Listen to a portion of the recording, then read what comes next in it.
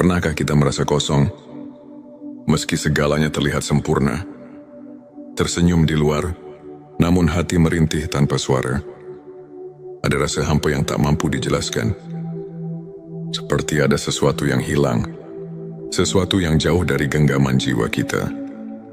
Di tengah hiruk-pikuk dunia, terkadang kita lupa bahwa ada ruang dalam hati yang hanya bisa terisi olehnya. Saat gelap menyelimuti batin dan asa terasa pudar, itulah panggilan halus dari Sang Maha Menggenggam, sebuah seruan untuk kembali mengenalnya lebih dekat, menyelami makna hidup dengan ilmu makrifat. Inilah perjalanan menuju cahaya, tempat kita menemukan keikhlasan, ketenangan dan makna sejati dari setiap hela nafas. Sahabat tilawah, saya akan membagikan ilmu makrifat dalam bentuk 7 episode penuh makna. Setiap episodenya akan membawa kita lebih dalam mengenal hakikat diri, memahami kebesarannya, dan menemukan ketenangan jiwa yang sejati. Bersiaplah untuk membuka hati dan pikiran, sebab ilmu ini bukan sekadar teori, tetapi sebuah pengalaman hidup yang mengubah cara pandang kita terhadap dunia dan akhirat. Mari kita bersama-sama meniti jalan menuju makrifat, menuju kedekatan dengan Sang Maha Pencipta. Bismillahirrahmanirrahim. Assalamualaikum. Hamdan wa syukron lillah. Allahumma sholli ala Sayyidina Muhammad. Selamat datang di channel T Semesta, tempat menggali ilmu yang mampu mengubah hidup dan menemukan kedamaian batin yang sejati. Silakan bersolawat terlebih dahulu, agar terus terhubung dengan Nur Muhammad dan hakikat Muhammad. Dan tentu saja, silakan tulis solawat terbaik Anda yang sudah biasa Anda gunakan sehari-hari di kolom komentar, sebagai bentuk kecintaan kita kepada Rasulullah Shallallahu Alaihi Wasallam. Masya Allah, betapa besar nikmat dan berkah yang Allah berikan hanya dengan bersolawat. Di episode 1, ini ada 2 hal yang wajib kita pahami dalam ilmu makrifat, yaitu tentang mudarat dan manfaatnya. Segi mudaratnya ialah ada kalanya membawa orang menjadi sesat atau musyrik, dan ada kalanya membawa orang jadi apatis, mengasingkan diri dari pergaulan masyarakat ramai, dan secara mutlak memandang dunia ini sebagai tempat kotoran dan merusak. Padahal dunia ini tempat beramal, bekerja dan berjuang untuk kebahagiaan umat manusia di dunia. Dan di akhirat, bisa terjadi hal-hal demikian itu apabila seseorang bertasawuf tanpa berakidah yang konsekuen dan bersyariah, dan tanpa tasawuf yang berasal dari tasawuf Islam yang murni. Dengan akidah yang hasil dari marifat sebenarnya itu, kita pasti mengetahui bahwa Tuhan itu pasti ada dan bisa merasakannya sendiri secara qati. Karena mereka itu pasti mengenalnya sehingga betul-betul mempercayainya.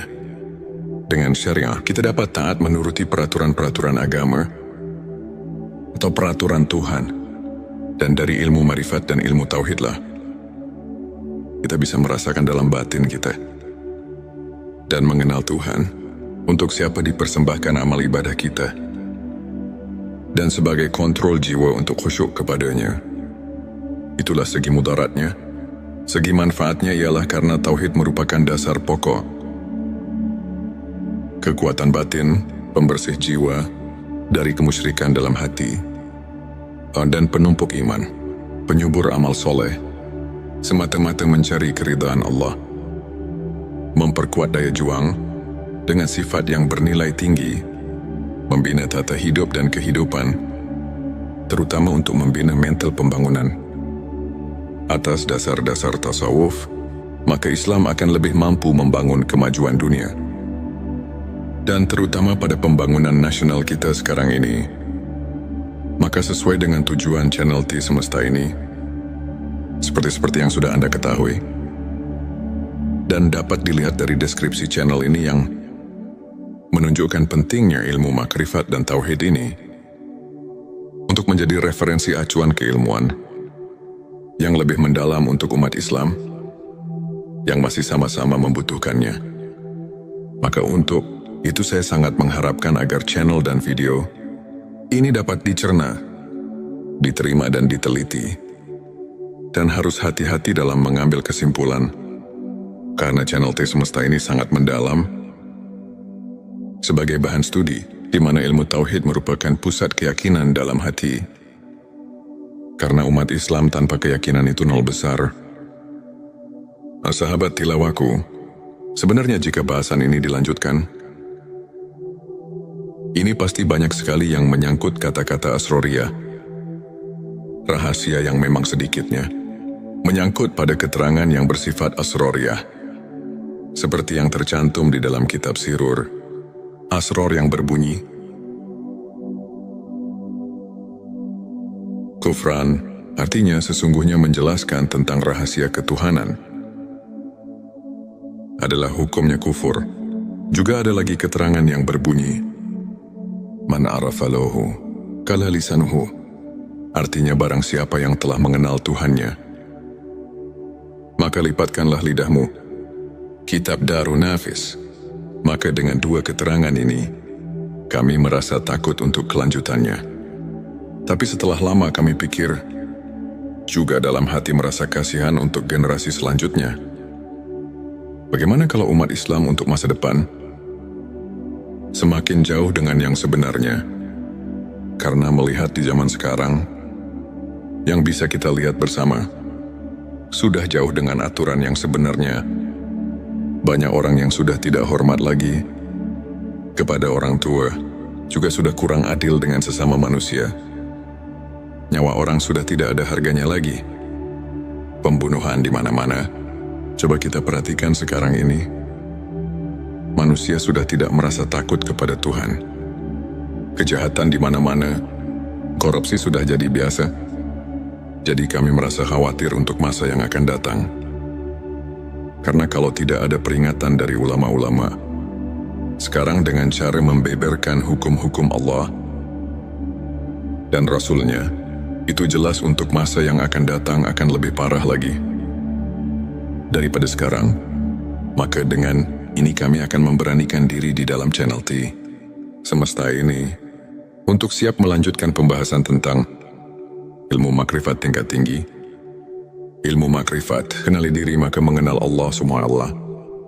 Dan ilmu tauhid, karena Allah telah berfirman, yang dicatat dalam Al-Quran surat ketiga, ayat 79 yang artinya sebagai berikut.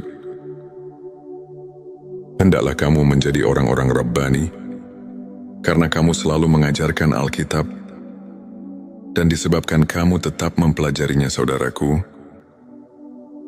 Maka dengan ini, insya Allah semoga Allah memberikan taufik dan hidayahnya, sehingga bisa lancar untuk kelanjutannya, dalam upaya menumbuh suburkan ilmu dan iman secara ruhul. Islam di akhir abad ke-20 ini, ada kecenderungan masyarakat, semua ilmu untuk mendalami ilmu tasawuf. Hal ini ditandai dengan semakin maraknya untuk mendalami penerbitan buku tasawuf, dan upaya oleh kalangan luas masyarakat. Semua ilmu ini dijabarkan oleh masyarakat dalam kehidupan mereka sehari-hari, sehingga dapat membentuk kehidupan agamis. Tentu kondisi seperti ini hendaknya terus dipelihara dan tumbuh kembangkan dalam rangka meningkatkan keimanan dan ketakwaan terhadap Allah yang Maha Esa. Sahabatku, sahabat tilawah semesta yang dimuliakan Allah, firman Allah dalam surat ke-7 ayat 172, yang artinya sebagai berikut, dan ingatlah, ketika Tuhanmu mengeluarkan anak Adam dari punggung sulbi, mereka mengambil kesaksian terhadap jiwa mereka. Seraya Tuhan berfirman, bukankah aku Tuhanmu? Mereka menjawab, ya betul kami menjadi saksi. Supaya kamu nanti pada hari berhenti, tidak mengatakan, sesungguhnya kami orang yang lalai, atau tidak diberi peringatan tentang hal ini.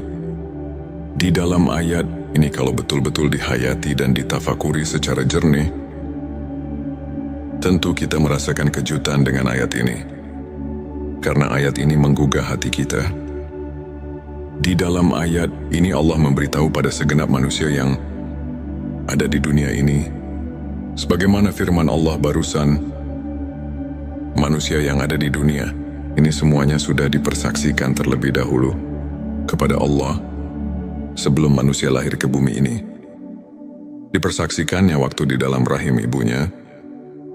Menurut keterangan dalam hadis Bukhari, di bab kejadian makhluk halaman 733 ayat 9, Rasulullah telah menerangkan, dipersaksikannya di alam arwah, di waktu kandungan umur 4 bulan di dalam kandungan sang ibu.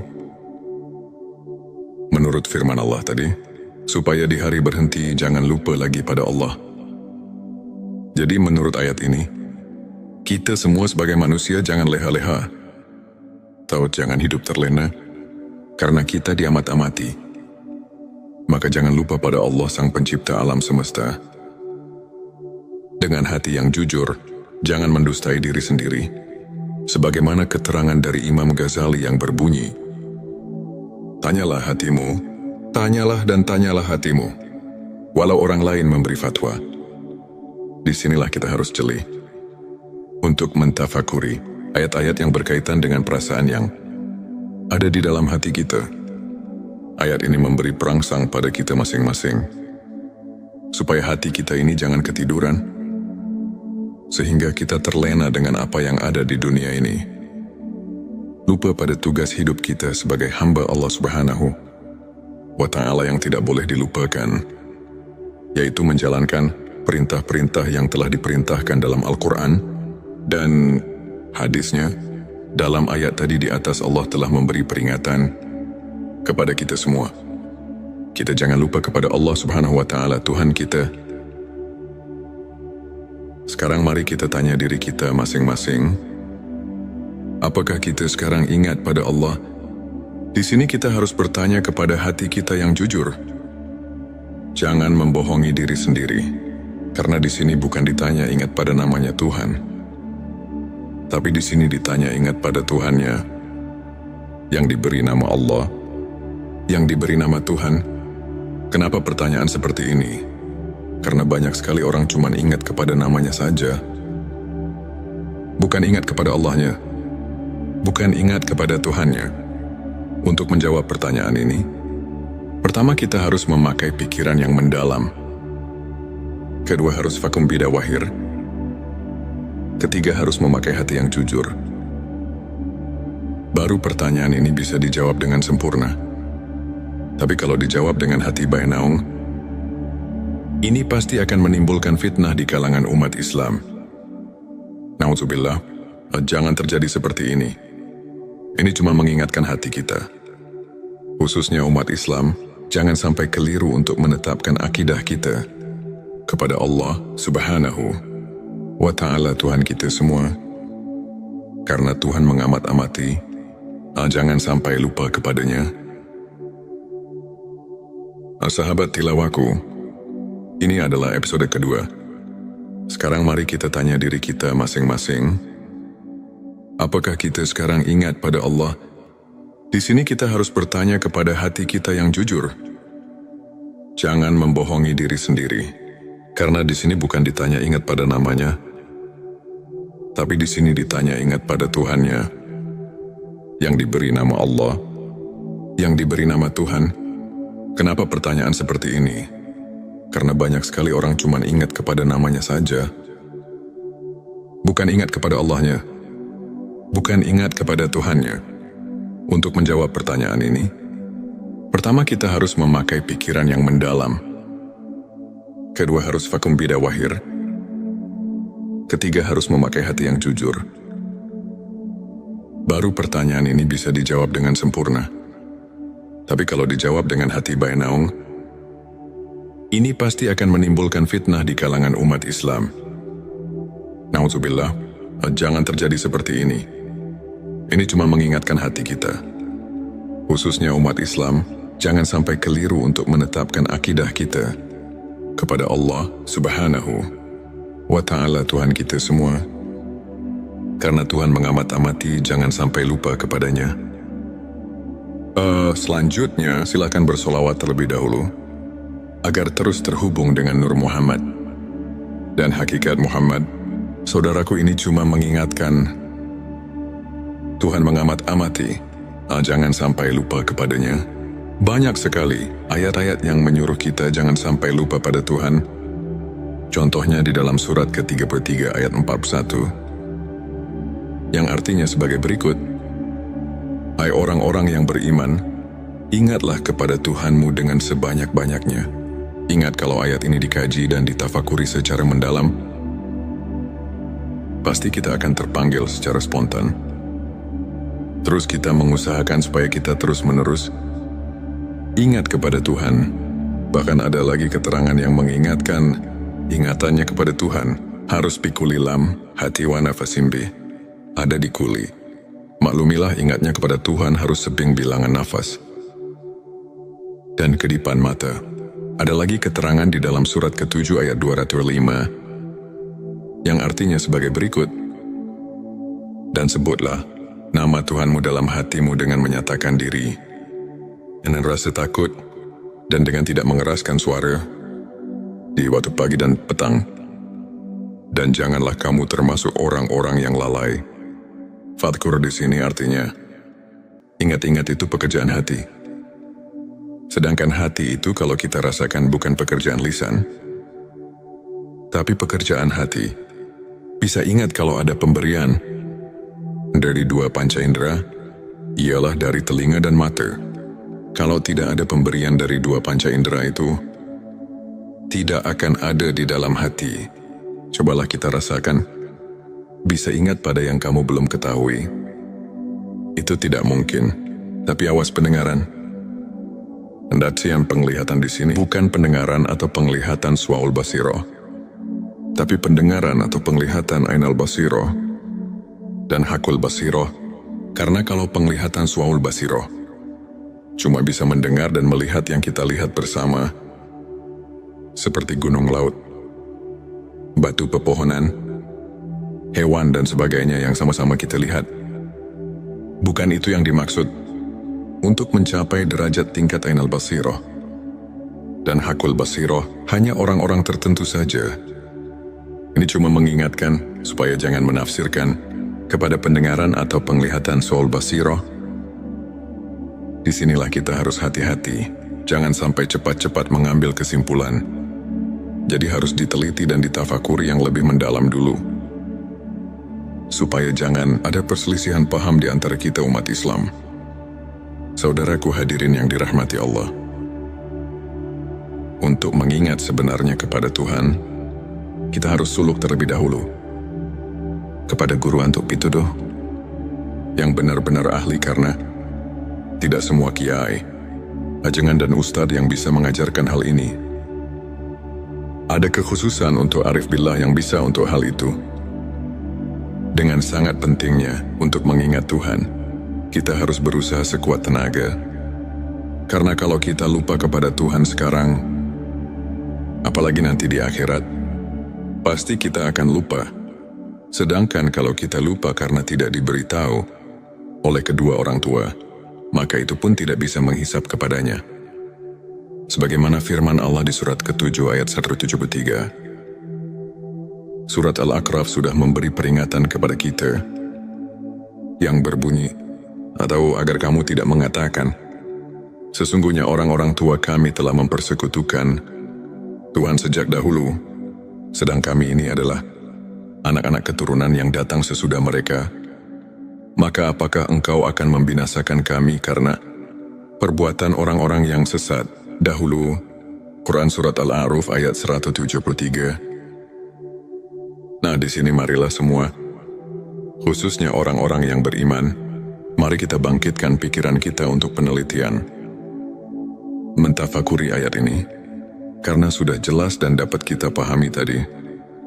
Ayat 172. Dan ditegaskan lagi dengan ayat 173. Ini benar-benar Tuhan melarang lupa kepadanya.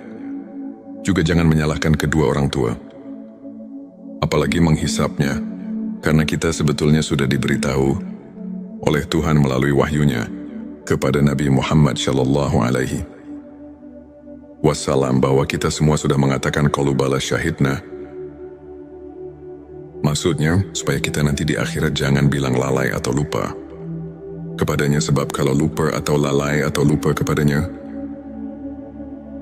ini hanya kesalahannya sendiri, yang akibatnya kita akan mendapatkan kesesatan, karena mungkin karena tidak mau tahu tentang agama sendiri. Karena itulah kita jadi bodoh. Bodoh tentang persaksian kepadanya. Bodoh itu karena lupa. Lupa itu jadi kita bodoh. Sama yang telah dikatakan di dalam kitab Sirur Asror. Di situ dikatakan penyebab, tapi hati adalah karena lupa. Dengan lupa kita jadi bodoh. Bodoh dalam urusan ketuhanan. Setelah manusia berjanji di alam arwah. Sahabat tilawahku, sekarang di episode ketiga. Di sini marilah semua, khususnya orang-orang yang beriman, mari kita bangkitkan pikiran kita untuk meneliti, mentafakuri ayat ini. Firman Allah di surat ke-7 ayat 173. Sudah memberi peringatan kepada kita yang berbunyi, atau agar kamu tidak mengatakan, sesungguhnya orang-orang tua kami telah mempersekutukan Tuhan sejak dahulu, sedang kami ini adalah anak-anak keturunan yang datang sesudah mereka. Maka apakah engkau akan membinasakan kami karena perbuatan orang-orang yang sesat dahulu? Quran Surat Al-A'raf ayat 173. Di sini sudah jelas dan dapat kita pahami, ini benar-benar Tuhan melarang lupa kepadanya.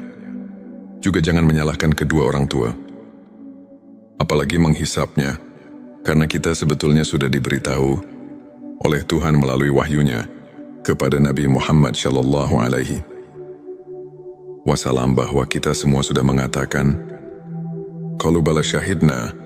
Maksudnya supaya kita nanti di akhirat jangan bilang lalai atau lupa padanya, sebab kalau lupa atau lalai atau lupa kepadanya, ini adalah kesalahannya sendiri, yang akibatnya kita akan mendapatkan kesesatan, karena mungkin karena tidak mau tahu tentang agama sendiri. Karena itulah kita jadi bodoh tentang persaksian kepadanya. Bodoh itu karena lupa. Lupa itu jadi kita bodoh. Begitupun yang telah dikatakan di dalam kitab Sirur Asror.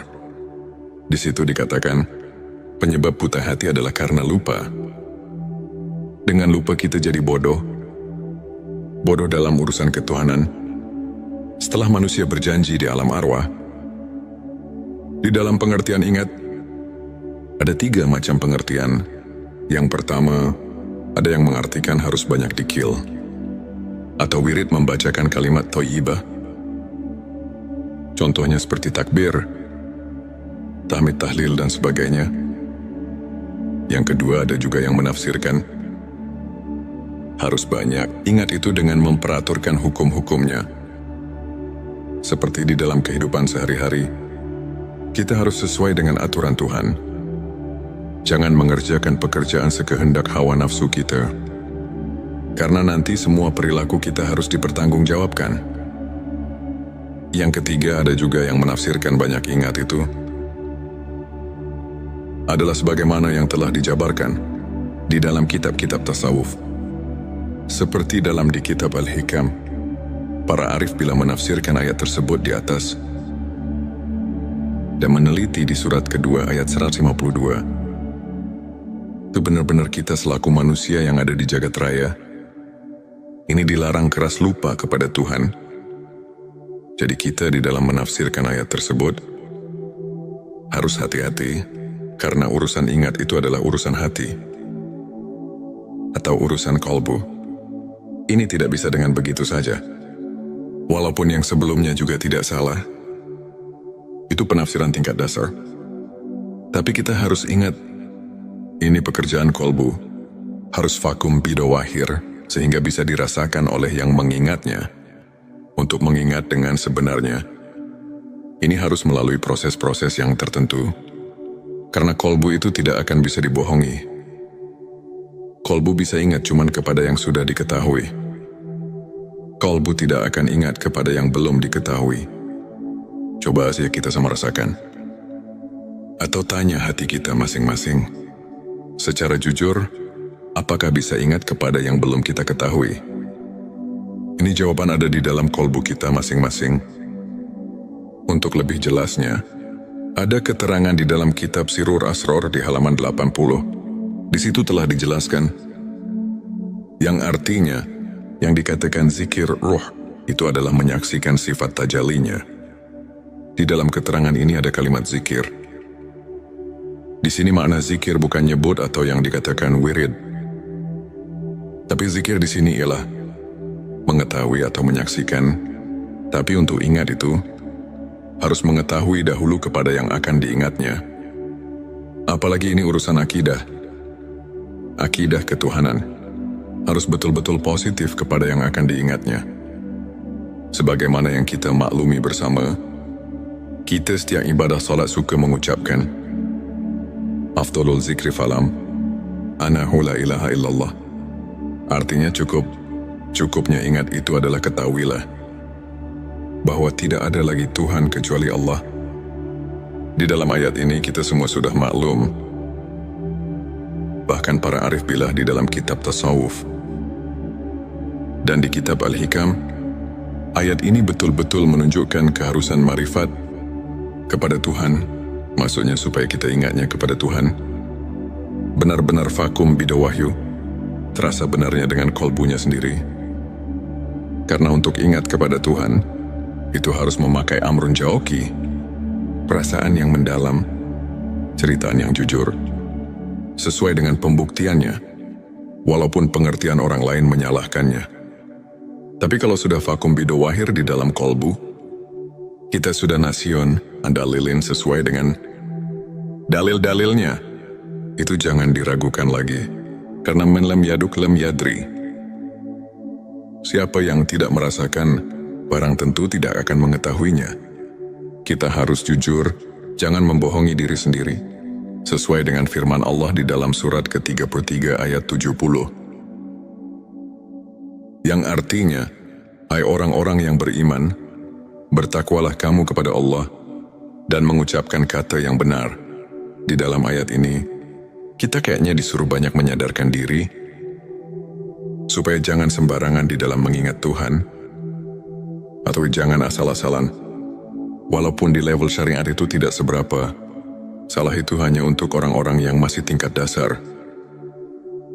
Tapi ketika sudah tingkat dewasa, di dalam agama, harus suluk lagi kepada yang lebih mendalam. Sahabatku, ada dalil yang mengatakan, yang artinya, barang siapa yang mengerjakan hari sekarang, sama saja dengan hari kemarin. Itu orang termasuk golongan yang merugi. Artinya kita jangan lari di tempat, karena itu tidak akan maju-maju. Tapi seharusnya, sebagaimana yang telah dikatakan oleh Sayyidina Ali, yang artinya, dan barang siapa mengerjakan hari, ini lebih baik dari hari kemarin. Itu tandanya orang yang mendapat keuntungan. Hadirin yang dimuliakan Allah. Ada pertanyaan dari jemaah. Pak, maaf saya mau bertanya. Boleh enggak? Kami jawab boleh saja. Karena kita harus benar-benar mengerti dan bisa merasakannya sendiri. Apa yang ditanyakan, katanya, setelah kita menyimak keterangan dari awal sampai akhir, juga meneliti dan mentafakurinya, sampai di sini, ini kayak manusia berikut saya. Harus mengenal Tuhan, itu harus diawali dari dunia ini. Nah, di sini saya mau nanya, apakah mungkin saya manusia biasa bisa mengenal Tuhan di dunia ini? Saya jawab, maaf, saya tidak akan menjawab langsung kepadamu. Tapi Allah lah yang akan menjawab pertanyaanmu. Sahabat tilawahku, ini adalah episode keempat. Sebelumnya, ada pertanyaan yang akan dijawab langsung oleh Allah. Ini ada dalam firman Allah, surat ke-5 Al-Maidah, ayat 35 yang artinya, hai orang-orang yang beriman, bertakwalah kepada Allah dan carilah jalan yang mendekatkan diri kepadanya, dan berjihadlah di jalannya, agar kamu mendapat keberuntungan. Dari ayat ini sudah jelas bahwa Tuhan menunjukkan kepada seluruh manusia yang ada di dunia ini, terutama kepada orang yang mengaku iman kepada Tuhan, bahwa kita selaku manusia yang sudah mengaku iman, harus sekeras mungkin untuk mencapai wasilah, atau jalan untuk taqarrub mendekatkan diri kepadanya. Juga di dalam ayat lain, Tuhan telah berfirman sebagaimana yang tercatat di surat ke-84, ayat 6 yang artinya, "Hai manusia, sesungguhnya kamu telah bekerja dengan sungguh-sungguh menuju Tuhanmu, maka pasti kamu akan menemuinya.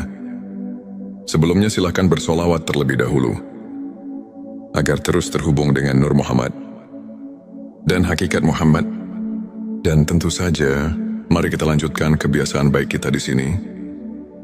Silakan tulis solawat terbaik Anda, yang sudah biasa Anda gunakan sehari-hari di kolom komentar, sebagai bentuk kecintaan kita kepada Rasulullah Shallallahu Alaihi Wasallam. Karena siapa yang bersolawat 1 kali, Allah akan membalasnya dengan 10 kali lipat rahmat dan keberkahan. Masya Allah, betapa besar nikmat yang Allah berikan hanya dengan bersolawat. Hadirin yang dirahmati Allah, kalau kita kaji dari ayat ini, mungkin kita bisa pahami, juga mengerti, karena ayat ini Tuhan memerintah kepada seluruh manusia, khususnya kepada yang iman kepadanya. Di sini ada kalimat himbauan kepada seluruh manusia, bahwa kita harus tabah nafsi memeras keringat untuk berjumpa. Dalam hal ini mari kita tanya diri kita masing-masing, apakah kita mau berjumpa dengannya? Apa tidak itu tergantung kita masing-masing. Sahabat tilawahku, maaf sekali lagi saya mau tanyakan, kan manusia semua nanti setelah mati pasti berjumpa dengannya, karena semua akan pulang kepadanya. Ini bagaimana? Karena setiap pulang pasti berjumpa. Itu benar kalau dipikir dengan logika. Tapi kita harus mencari bukti kebenarannya dari ayat atau hadis yang qat'i, supaya bisa dipertanggungjawabkan. Karena ini urusan akidah yang harus benar-benar nasionan dalilin, sesuai dengan dalil-dalilnya dari Allah dan Rasulnya. Tapi kami menemukan salah satu hadis Sahihul Bukhari. Di situ ada keterangan yang berbunyi. Hadits ini diriwayatkan oleh Anas bin Malik. Anas bin Malik mendengar perkataan Mu'ad bin Jabal. Mu'ad bin Jabal mendengar langsung dari Rasulullah Shallallahu Alaihi Wasallam. Rasulullah bersabda, "Barang siapa yang berjumpa dengan Tuhannya dengan tidak adanya keadaan musyrik kepadanya, maka dia akan masuk surga." Dari hadis tersebut kalau kita kaji dan tafakuri, pasti kita dapat mengambil kesimpulan, kalau kita semua nanti di akhirat bisa bertemu dengan Tuhan, itu jelas semuanya akan masuk surga. Jadi kalau semuanya akan masuk surga, untuk apa kita di dunia ini berbuat baik? Dan kenapa Tuhan menyuruh berbuat baik di dunia ini? Nah, di sini kita harus berpikir lebih jauh. Mari kita jelaskan supaya kita dapat mengerti. Memang semuanya manusia, bukan satu persatu lagi, tapi semuanya hanya ruh manusia. Tidak semuanya bertemu dengan Tuhannya. Orang yang bertemu dengan Tuhannya hanya orang-orang yang tertentu saja. Yang dimaksud orang tertentu, itu ialah orang-orang yang sudah mengenal Tuhan di dunianya. Sebagaimana firman Allah dalam surat ke-17, ayat 72, Tuhan telah memberitahu sebagaimana artinya, dan barang siapa yang buta hatinya di dunia ini, niscaya di akhirat nanti ia akan lebih buta pula dan lebih tersesat dari jalan. Yang benar buta di sini barang tentu kepada Tuhan, dan umpama diartikan buta kepada ilmu, itu tidak mungkin, karena di akhirat bukan tempatnya cari ilmu atau berilmu. Di kitab Usuluddin juga sudah diterangkan, yang artinya Barang siapa yang buta di dunianya kepada Tuhan, maka bagaimana nanti di akhiratnya? Nah, di sini sudah jelas dan kita pasti bisa mengerti. Jadi inilah yang kita harus takuti, atau yang dikatakan haus. Dan saya sekarang kayak mulai mengerti. Bolehkah bertanya lagi, bagaimana caranya untuk kita bisa bertemu dengan Tuhan di dunia ini? Saya jawab memang ada caranya. Tapi yang penting harus ada keinginan dahulu, dari hati yang tulus. Karena ini bukan pekerjaan yang mudah. Ini memerlukan tarekat-tarekat tertentu yang harus dijalankan. Kalau keinginannya masih lemah, barang tentu tidak akan berhasil. Sebab ini memerlukan tabu nafsu, memeras keringat, suglul kolbi, semangat dorongan hati, dan sidatul hisab, kuat perhitungan. Hadirin yang dimuliakan Allah, jika keinginannya sudah kuat, Tuhan telah memberi peluang kepada kita. Siapa saja yang ingin berjumpa dengannya, itu pasti akan berjumpa. Sebagaimana firman Allah yang tercatat di dalam surat ke-18, ayat 110 yang artinya, barang siapa yang mengharap perjumpaan dengan Tuhannya, maka hendaklah ia mengerjakan amal yang soleh, dan janganlah ia mempersekutukan seorang pun dalam beribadah kepada Tuhannya. Sahabat tilawahku, ini merupakan episode kelima. Jika keinginannya kita sudah kuat, Tuhan telah memberi peluang kepada kita. Siapa saja yang ingin berjumpa dengannya, itu pasti akan berjumpa. Sebagaimana firman Allah yang tercatat di dalam surat ke-18, ayat 110 yang artinya, barang siapa yang mengharap perjumpaan dengan Tuhannya, maka hendaklah ia bekerja amal yang soleh, dan janganlah ia mempersekutukan seorang pun dalam mendengarkan kepada Tuhannya menurut ayat di atas. Untuk berjumpa dengan Tuhan itu bukan mungkin lagi, tapi pasti asal kita bisa berbuat amal soleh. Namun untuk berbuat amal soleh, ini harus ada petunjuk guru yang ahlinya. Bukan sembarangan, sebab tidak semua guru ngaji yang bisa mengerjakan hal ini. Bahkan tidak semua kiai ajengan Ustadz mengetahui tentang ini. Contohnya seperti di dalam keterangan kalimat salat saja. Kan syotnya salful kolbi, artinya elingan atau ingatan suci. Jadi di dalam salat harus mempunyai ingatan suci. Artinya harus sudah hilang dari sifat samar dan meraba kepada Tuhannya. Tapi buktinya boleh rasakan sendiri. Sudah biasa, begitukah kita? Apa belum padahal? Tuhan sudah berfirman di dalam hadits qudsi yang tercatat di kitab Al-Hikam, yang artinya, aku adalah Kanjeng Mapian yang terpendam dan tertutup. Aku ingin ditemukan dan dikenalnya. Kuciptakan makhluk agar mereka mengenalku. Setelah mengenal hadits ini makin jelas, bukan mungkin lagi untuk mengenal Tuhan. Tapi pasti, asal mempunyai keinginan yang keras dan kuat perhitungan. Tapi walaupun begitu, ini bukan pekerjaan gampang. Ini harus suluk dahulu kepada ahlinya, atau kepada guru yang benar-benar ahlinya. Sekali lagi, untuk mencari guru urusan marifat kepada Tuhan. Tidak semua kiai ajengan dan ustadz bisa menunjukkan tentang hal ini. Tapi harus betul-betul mencari guru yang mengajarkan tentang hal marifat. Ini ada kekhususan, tidak sembarangan. Sebelumnya silakan bersolawat terlebih dahulu, agar terus terhubung dengan Nur Muhammad dan hakikat Muhammad. Masya Allah, betapa besar nikmat yang Allah berikan hanya dengan bersolawat. Sahabat tilawahku yang dirahmati Allah, kita lanjutkan kembali. Jadi kita harus hati-hati, supaya jangan salah pilih dalam memilih guru yang dikatakan tadi.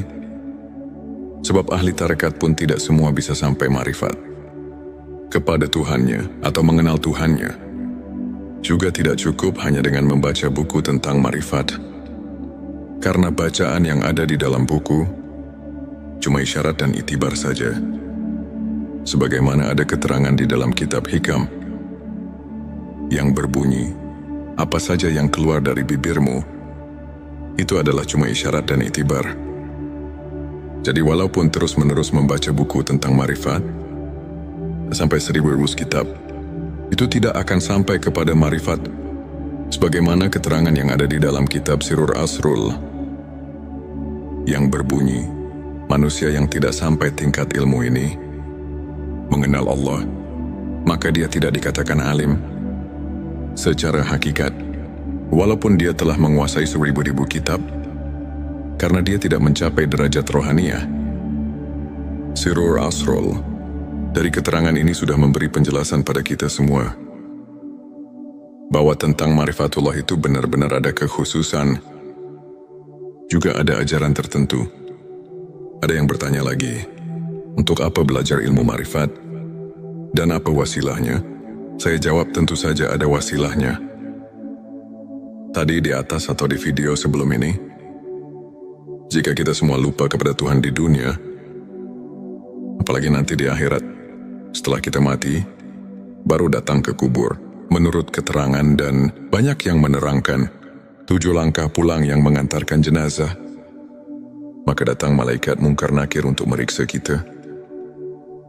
Atau mentakoni kita, apa yang pertama ditanyakan? Kan marobuka, yang artinya mana Tuhanmu?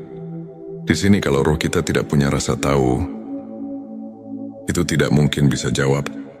Kalau tidak bisa jawab, di dalam keterangan sudah dipastikan mendapat siksa kubur. Itu yang tidak diinginkan oleh semua manusia. Sahabat tilawahku, sekarang coba kita tafakuri. Yang datang itu malaikat.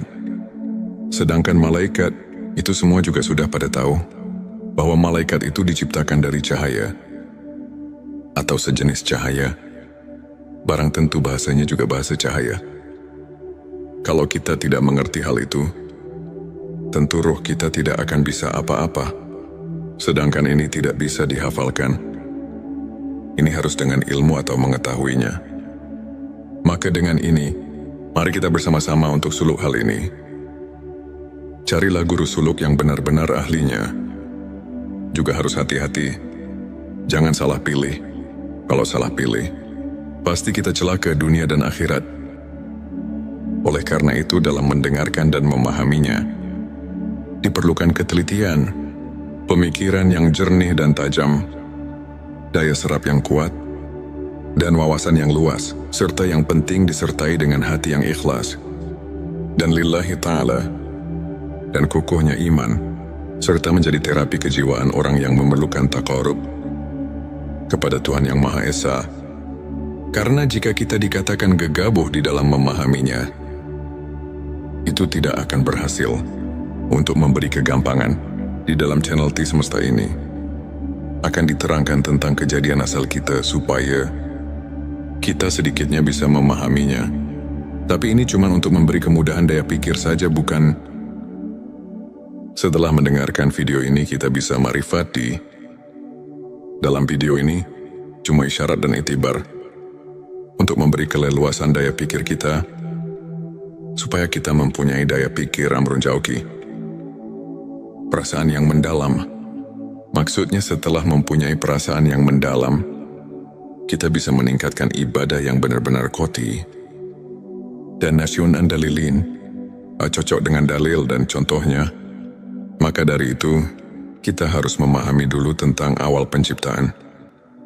Tentang awal penciptaan makhluk, kami referensikan dari kitab Sirur Asrul.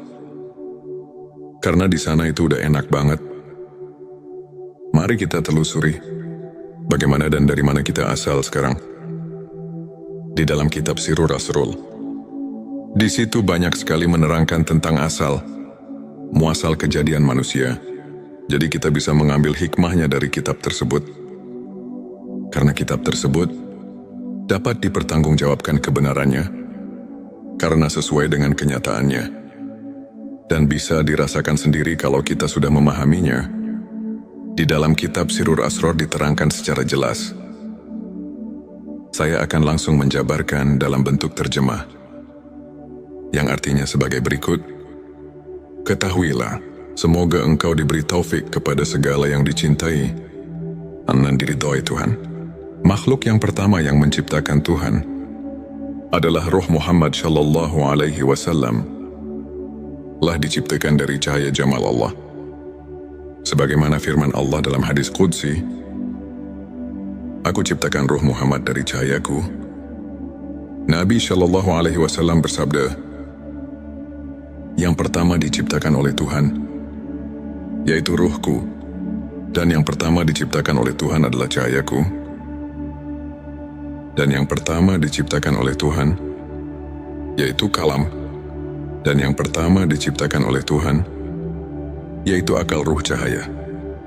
Kalam dan akal pada dasarnya adalah satu, yaitu hakikat Muhammad, sahabat tilawahku.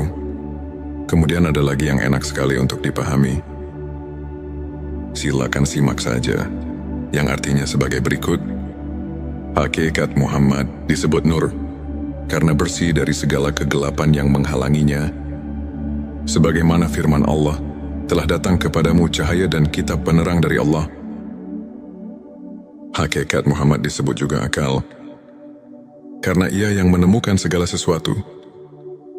Hakikat Muhammad disebut kalam, karena ia yang menjadi sebab perpindahan ilmu, seperti halnya mata pena sebagai pengalih ilmu di alam. Lahud Ruh Muhammad adalah ruh yang termurni sebagai makhluk. Hal ini sesuai dengan sabda Rasulullah Shallallahu Alaihi Wasallam yang menerangkan tentang "Aku dari Allah dan makhluk lain dari aku." Inilah sabdanya, dan dari ruh Muhammad itulah Allah menciptakan semua ruh. Di alam laut dalam bentuk yang baik, terbaik yang hakiki. Itulah nama seluruh manusia di alam laut. Alam laut adalah negeri asal. Setelah 4.000 tahun sejak penciptaan Ruh Muhammad, maka Allah menciptakan Arasy dari Nur Muhammad. Begitu pula seluruh makhluk lainnya diciptakan dari Nur Muhammad. Dilanjutkan dengan sabda Rasulullah Shallallahu Alaihi Wasallam yang artinya sebagai berikut. Selanjutnya ruh diturunkan ke alam yang terendah, dimasukkan pada makhluk yang terendah, yaitu jasad. Sebagaimana firman Allah, "Kemudian aku turunkan manusia ke tempat yang terendah." Proses turunnya adalah setelah ruh diciptakan di alam laut, maka diturunkan ke alam Jabarut dan dibalut dengan cahaya Jabarut, bagai pakaian antara kedua haram. Lapis kedua ini disebut ruh sultani. Selanjutnya diturunkan lagi ke alam malakut dan dibalut dengan cahaya malakut yang disebut ruh rohani. Kemudian diturunkan lagi ke alam mulki dan disebut dengan cahaya mulki. Lapis keempat ini disebut ruh jasmani. Sahabat tilawahku, kemudian sabda Rasulullah Shallallahu Alaihi Wasallam berlanjut dengan sabdanya sebagai berikut. Selanjutnya Allah menciptakan badan atau jasad dan mulki atau bumi. Sebagaimana firman Tuhan, "Dari bumi aku ciptakan kamu, kepada bumi aku mengembalikanmu, dan dari bumi pula lah aku mengeluarkanmu." Setelah terwujud jasad, maka Allah memerintahkan ruh agar masuk ke dalam jasad, dan ruh masuk ke dalam jasad. Sebagaimana firman Allah, "Kuciptakan ruh dariku ke dalam jasad." Hadirin sahabat tilawah yang dirahmati Allah. Kemudian sabda Rasulullah Shallallahu Alaihi Wasallam ditutup dengan sabdanya sebagai berikut. Ketika ruh berada di dalam jasad dan merasa senang berada jasad, ruh lupa akan perjanjian awal di alam-alam laut, yaitu hari perjanjian alastu bi rabbikum. "Bukankah aku ini Tuhanmu?" Ruh menjawab, "Benar engkau adalah Tuhanku." Karena ruh lupa pada perjanjian awal, maka ruh tidak dapat kembali ke alam laut sebagai tempat awal. Dengan kasihnya Tuhan, maka menolong mereka dengan menurunkan kitab-kitab samawi sebagai peringatan tentang negeri asal bagi mereka. Sesuai dengan firman Tuhan, berikanlah peringatan pada mereka tentang hari-hari Tuhan. Ialah hari pertemuan antara Tuhan dengan seluruh arwah di alam laut. Lain halnya dengan para nabi, mereka datang ke bumi dan kembali ke akhirat, badannya di bumi, sedangkan rohnya intinya berada di negeri asal. Karena adanya peringatan ini, sangat sedikit orang yang sadar dan kembali, serta berkeinginan dan sampai ke alam asal.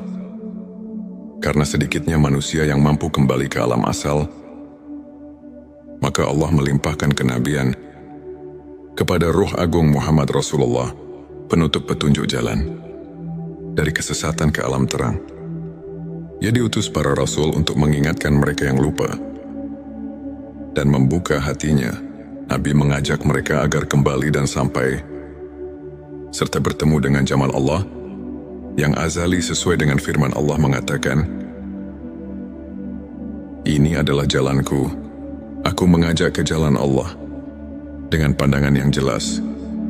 Aku dan para pengikutku." Nabi bersabda, "Para sahabatku seperti bintang-bintang, mengikuti yang manapun kamu akan mendapat petunjuk." Di dalam ayat ini, seolah-olah memberi khobar kepada kita semua, bahwa Rasulullah dalam makna ayat yang baru dikobarkan, itu semuanya menjurus kepada bahwa manusia seharusnya kita harus bisa kembali ke alam asal. Maksudnya supaya harus berusaha sekuat mungkin. Tapi jangan lepas dari ajaran Rasulullah yang diajarkan kepada kekasihnya, ialah Ahlus Sufi yang mendapat pelajaran langsung dari Rasulullah. Sahabat tilawahku, di episode ke-6 ini, kami akan mengingatkan kalau kita sekarang rupanya sudah agak jarang sekali untuk memperhatikan hal yang barusan saya katakan, karena yang diinginkan hanya dengan bayangan surga saja. Padahal inilah yang lebih penting untuk seluruh manusia. Karena kalau kita nanti setelah mati, roh kita tidak bisa pulang ke alam asalnya, itu pasti akan tersesat. Yang tersesat itulah yang dinamakan masuk neraka. Maka dengan ini kita mari sama-sama mentafakuri ayat tersebut, supaya kita semua bisa mawas diri. Apakah kita sudah mentafakuri hal tersebut? Apa belum jika memang belum terpikir tentang hal tersebut? Sekarang mari kita sama-sama berusaha di waktu kita masih hidup ini. Karena sekarang masih ada waktu untuk memperbaiki diri kita masing-masing. Sebab kalau dinanti-nanti, kita tidak mengetahui kapan kita dicabut ruh kita, nyawa kita oleh Allah Subhanahu wa Ta'ala. Hampir semua manusia di bumi ini tidak mengetahui kapan kita mati. Maka dengan inilah, kita alhamdulillah setelah menganalisa hadis-hadis, Rasulullah jadi bisa mengetahuinya. Setelah mengetahui hadis-hadis yang tadi di awal video, hati kita merasa terpanggil. Yang mungkin hal ini belum memikirkannya, karena terlena dengan bahasan-bahasan tentang surga dan neraka, jadi kita semua sesekali lupa tentang hal itu. Nabi mengajak manusia kembali kepada Allah Subhanahu wa Ta'ala dengan pandangan yang jelas, yang di dalam Al-Quran disebut basirah, yang artinya adalah dari ruh asli yang terbuka pada mata hati para aulia. Basirahnya lain halnya sama dengan ilmu laduni batin, ilmu yang langsung dari Allah, sesuai dengan firman-Nya, "Kepada Dia kuberikan ilmu yang langsung dariku." Untuk menghasilkan basirah, manusia mengambilnya dari ahli basirah dengan mengambil pembicaraan dari seorang wali mursyid yang dapat menunjukkan dari alam laut. Di sini mungkin ada pertanyaan, bagaimana kalau saya mau ditunjukkan kepada basirah yang dimaksud, sedangkan wali mursyid yang dimaksud sekarang sudah tiada? Itu memang benar, sekarang wali mursyidnya sudah tiada. Tapi kita jangan putus asa, karena ada keterangan yang menunjukkan kepada kita semua. Sebagaimana kita maklumi, al-ulama warasatul anbiya, ulama adalah pewaris para nabi. Tapi kita juga harus hati-hati, karena tidak semua ulama yang bisa menunjukkan hal itu. Namun yang jelas pasti, ada seseorang yang masih bisa menunjukkan hal itu. Kita harus berusaha sekeras mungkin, atau yang dikata wajihadu fisabilillah, untuk menemukan guru antuk pituduh tersebut. Al-ulama warasatul anbiya. Ulama adalah pewaris para nabi. Jika kita memperhatikan keterangan ini, jelas jangan merasa putus asa atau kita membuat alasan untuk kalah hingga kita tidak berusaha untuk mencari jalan supaya kita bisa pulang ke alam asal. Sedangkan Tuhan sudah memerintahkan supaya kita berusaha untuk mendekatkan diri kepada Tuhan. Sebagaimana firman-Nya di dalam surat kelima, surat Al-Maidah ayat 35, yang artinya sebagai berikut, "Hai orang-orang yang beriman, bertakwalah kepada Allah, dan carilah jalan yang mendekatkan diri kepadanya, dan berjihadlah pada jalannya, supaya kamu mendapat keberuntungan." Dari ayat tersebut sudah jelas bahwa Tuhan sudah memerintahkan kepada seluruh manusia di dunia ini supaya berusaha sekeras mungkin. Tapi di dalam berusahanya harus hati-hati. Di dalam ayat ini disuruh supaya berusahanya itu di jalan Tuhan. Jadi kalau ayat ini dikaji lagi, ini mengandung dua unsur. Yang pertama, kita harus berusaha di jalan Tuhan. Ini barang tentu harus mencari guru yang menunjukkannya. Artinya harus mencari guru yang benar-benar ahli. Karena tidak semua ustadz yang bisa menunjukkan kepada hal tersebut. Ada kekhususan, ialah orang-orang yang sudah betul-betul arif, bilah yang sebenarnya. Karena kalau membaca kitab atau membaca buku saja, ini tidak mungkin bisa berhasil. Karena bacaan cuma sebagai isyarat dan itibar saja. Hanya untuk memperluas daya pikir dan memberi wawasan yang luas. Jadi kalau untuk menelusuri tentang asal kita, ini harus hati-hati. Tidak cukup hanya baca kitab atau baca buku saja. Harus ada petunjuk yang pasti. Sahabat tilawahku, ini adalah episode terakhir, episode ke-7, untuk memperluas daya pikir dan memberi wawasan yang luas untuk menelusuri tentang asal kita. Ini harus hati-hati, tidak cukup hanya baca kitab atau baca buku saja, tapi harus ada petunjuknya yang pasti. Mari kita tafakuri dan rasakan kita bersama. Sebagaimana dalil telah tertulis dalam kitab Sirur, Asror yang berbunyi, "Aku dari Allah dan makhluk lain dari kami." Yang dimaksud makhluk lain di sini, mari kita perhatikan penjelasannya. Sebagaimana sabda Rasul yang artinya, "Dan dari ruh Muhammad itulah Allah menciptakan semua ruh di alam laut." Dan ada lagi dalil yang menjelaskan tentang asal-usul seluruh makhluk. Sebagaimana yang diterangkan di dalam kitab Aqidatun Najin, yang artinya sebagai berikut. Yang pertama diciptakan Tuhan ialah akal-akal. Itu bangsa lelembut, rubania rohania. Dan itulah hakikatul insan. Hakikatul insan itulah yang bisa membuktikan dan mengerti, yang bisa marifat kepada Tuhan, dan itulah yang menjadi sebab diperintahnya dan dipinta pertanggungjawabnya dari orang tersebut. Sahabat tilawahku, dari keterangan ini, mari kita simak sejenak, supaya kita betul-betul mengerti asas tujuannya. Kalau kita sudah mengerti dan meneliti tujuannya, pasti kita tidak akan mengeluarkan fitnah di kalangan masyarakat, atau sekurang-kurangnya kita bisa memahami tentang hak yang kita harus diketahui atau kita tuju. Selanjutnya, silakan bersolawat terlebih dahulu, agar terus terhubung dengan Nur Muhammad dan hakikat Muhammad, sahabatku di dalam keterangan atau dalil barusan. Memberitahu kepada kita semua bahwa manusia awalnya diciptakan oleh Tuhan ialah di dalam laut. Juga yang diciptakan baru hak Muhammad, atau yang dikatakan asal ning asal. Ada juga yang mengatakan Nurullah atau Johar awal. Itu baru di alam asal. Ning asal itu juga masih banyak sekali nama-nama tersebut. Itu semuanya gulungan zat dan sifat. Makanya ada keterangan di dalam Al-Hikam yang artinya sebagai berikut.